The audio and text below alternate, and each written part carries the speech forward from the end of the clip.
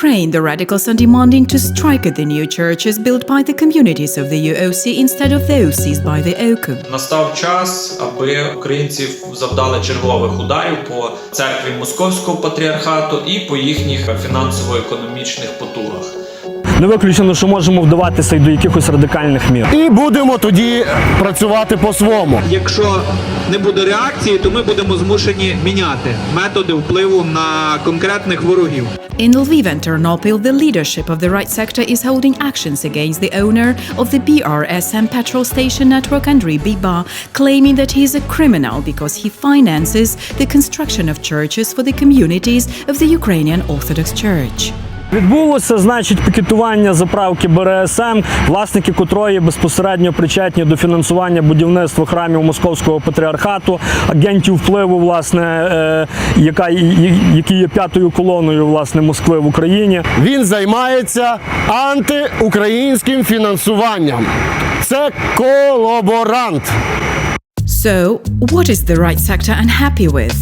The radicals complain that their painstaking work to destroy the communities of the UOC is going down the drain, since the patron Andriy Biba is building new temples instead of the seized ones.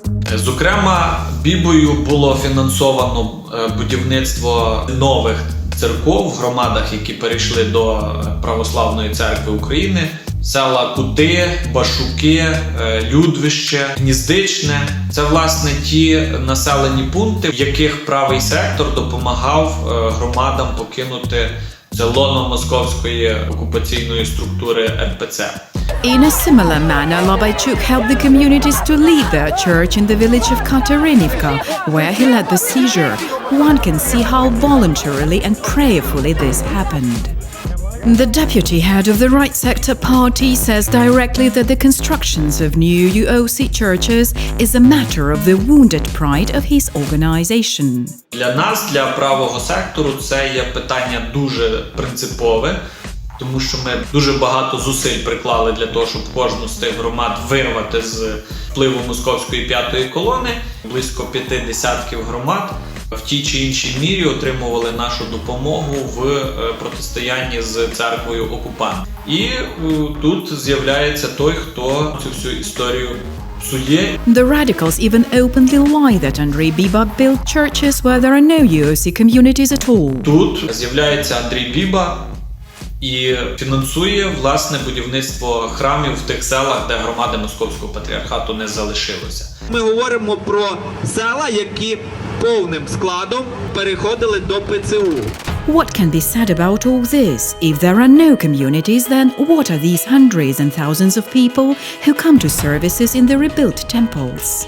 Most recently, the UOJ presented the film Faithful to about the believers of Katerynivka who were able to build a new church after the schismatics seized the old one with the forceful support of the right sector.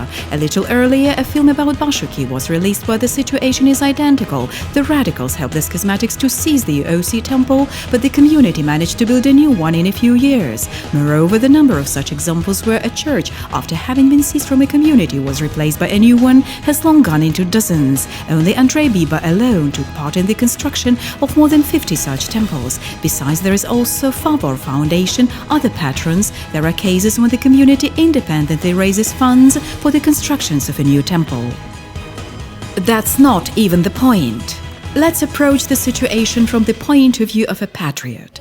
After all, the word patriotism means love for your country and your fellow citizens, creative work for its well-being.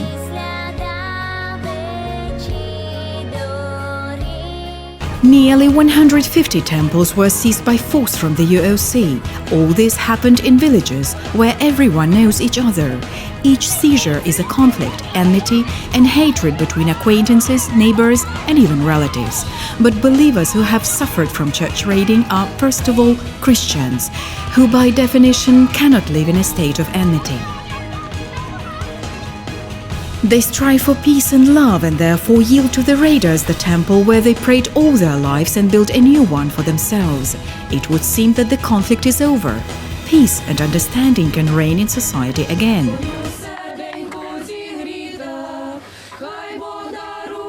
But the leaders of the right sector do not favor peace between Ukrainians. It is not enough for them to take away a church from believers. In their opinion, the UOC community should not exist at all. It doesn't mean they are for the OKU. They are against the canonical church. They are against the Ukrainians who consider themselves its parishioners. Therefore, if someone builds temples for such Ukrainians, it means he has no right to do business in the territory of Ukraine.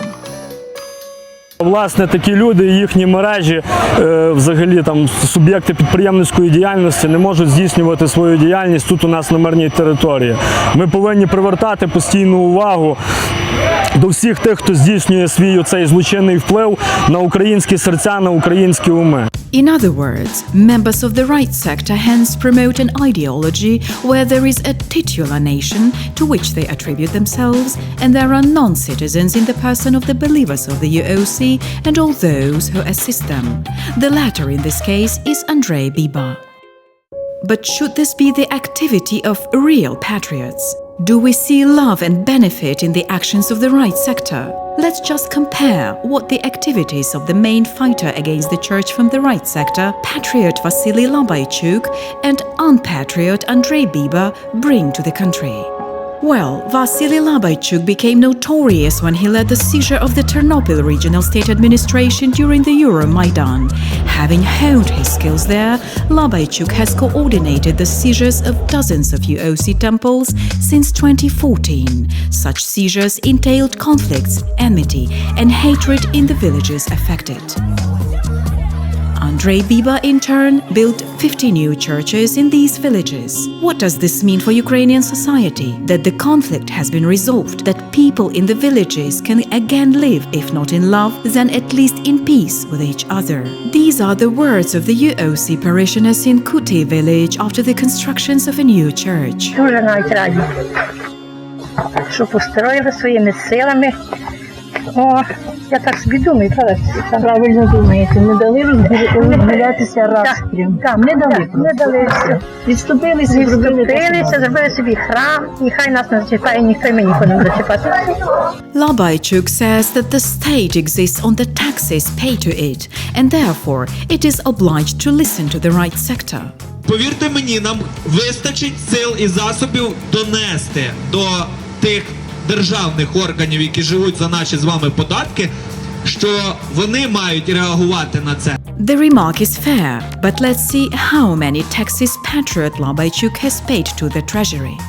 The Chesno site says the Labaychuk's education is secondary specialized, but he is temporarily unemployed.